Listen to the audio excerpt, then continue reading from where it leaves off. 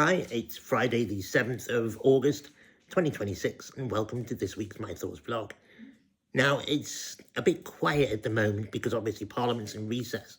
So on the campaign front, politically wise, there's probably not a lot of movement going on, although I hope, because the OVA is still functioning and I think Andy Burnham's still working, I hope that things are moving behind the scenes, but certainly communication-wise with those departments, I've not heard a lot.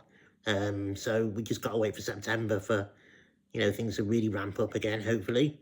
But in the meantime, as I say, those departments are still working and we are still campaigning. The campaign to get Andy Burnham to enact our one-year tribunal is still in force. And if you want to help, as I said last week, if you go to andykeepyourword.com, you can sign a petition, and that will help greatly, which would be amazing. Thank you.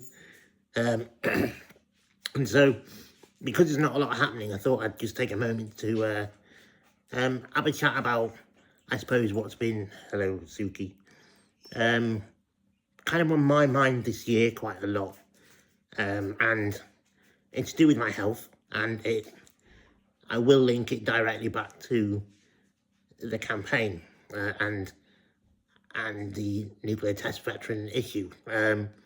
Basically, I've been waiting for surgery now for 5 years for an issue that affects me quite a bit, if I'm honest. Certainly my mobility affects.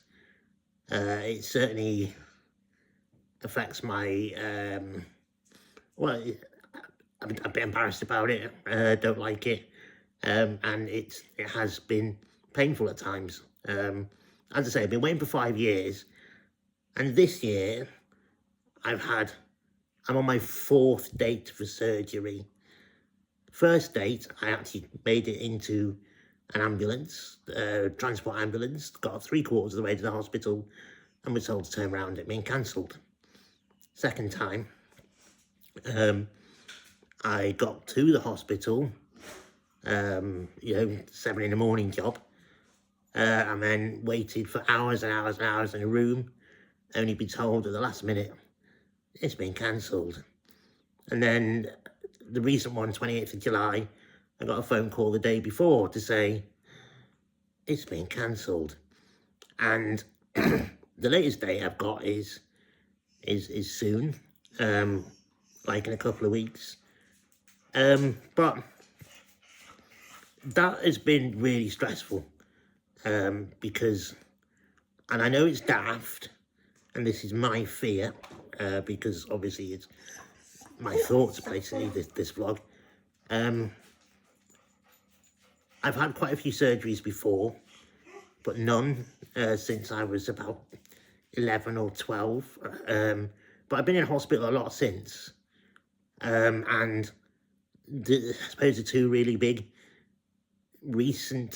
in recent years, okay, this century, shall we say, have not gone that well. Went in for a chest infection in 2001, ended up in intensive care, fighting for my life, and I came out with type 2 respiratory failure. And then in 2013, went in for another chest infection, came out unable to walk. So you can understand why going in hospital again for surgery is, for me, I'm not afraid to say it, I'm scared. I'm not looking forward to it at all. But, and also, because with every general anaesthetic, there's a worry of, you don't come round, you don't make it. So that's on my mind. And I know it's daft because they've told me it's a routine surgery. They do loads of these, and I've seen 2 consultant anaesthetists. I've spoken to the anaesthetist last time who said it will be fine, don't worry. But just the back of your mind, you can't help thinking, can you? What if it goes wrong? I've got 2 young boys. I've got so much to live for. And that's kind of really, I suppose when you think it's put a blight on the last 5 years, because I've known this was always going to happen. And certainly this year, it's been really affecting me, really on my mind. And I think the annoying thing for me is this was preventable. This was known about, wasn't it? Because one of the documents, or documents we've uncovered to do with nuclear test vets was that they were aware of the genetic problems that would be passed on to children, but their attitude to it was, well, it's okay, isn't it? That's fine. Because we're not talking about enough numbers that would affect the whole human race. So, no problem. Well, that's very easy for them to say, isn't it? They're not sat in my shoes. And, you know, I have it relatively easy compared to many of the test vets and their descendants. So if this is what I'm going through, and I have been going through on a daily basis, you know, what about some of the others who have it much worse? How much suffering has been caused over the years by how many people? I mean, we're talking thousands and thousands. And it would have just taken a couple of people, or even one person, when that document was produced, to say, well, hang on, if we're going to affect the children, then that's not okay. If we're going to affect anybody, that's not okay. They need a rethink. This can't happen, because it's all very well sat in your ivory towers, basically saying your future is knackered, but mine's fine. And, you know, had Dad never gone to Maralinga, he would never have been exposed to the radiation, and then, which they knew about, would harm him and harm me and my children. That's just awful, isn't it? That's horrible. How could somebody have made that decision that it was okay, it was fine? It's... words do fail me at times, they really do. I couldn't have made that decision. I wouldn't have made that decision. I would have said no. We need to do something different.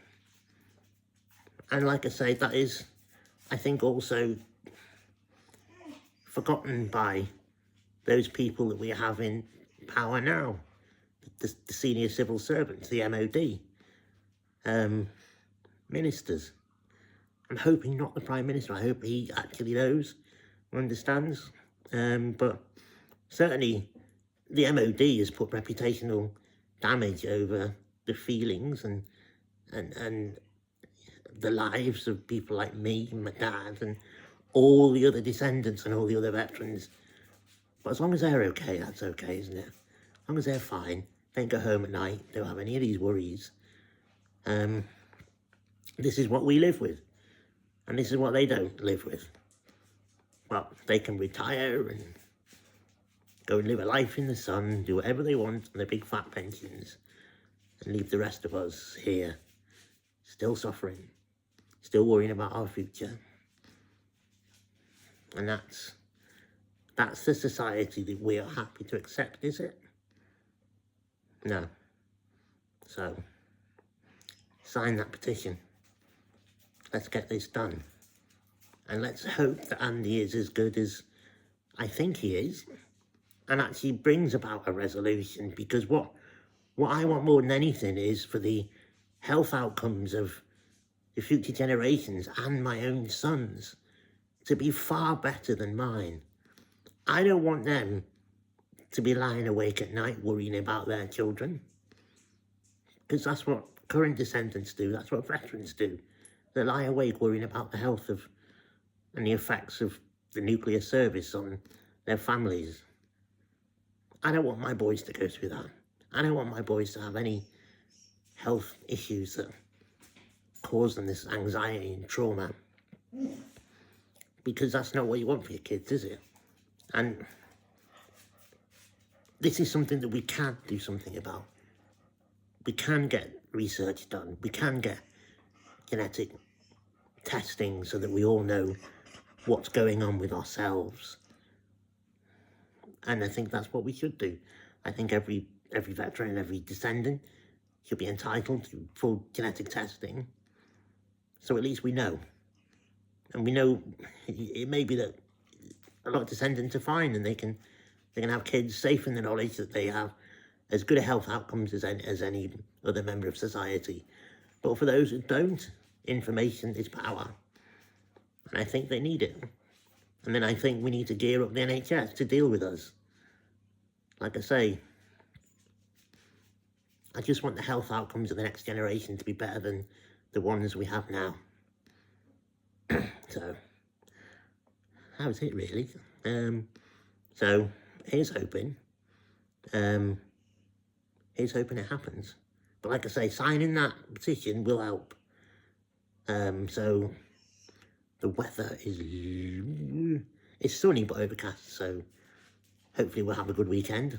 And whatever you're doing, enjoy yourselves, take care of yourselves. And I guess I'll sign off for now, but thank you for watching, and if you've got, as usual, any questions, just leave them in the comments, and I'll see you next week.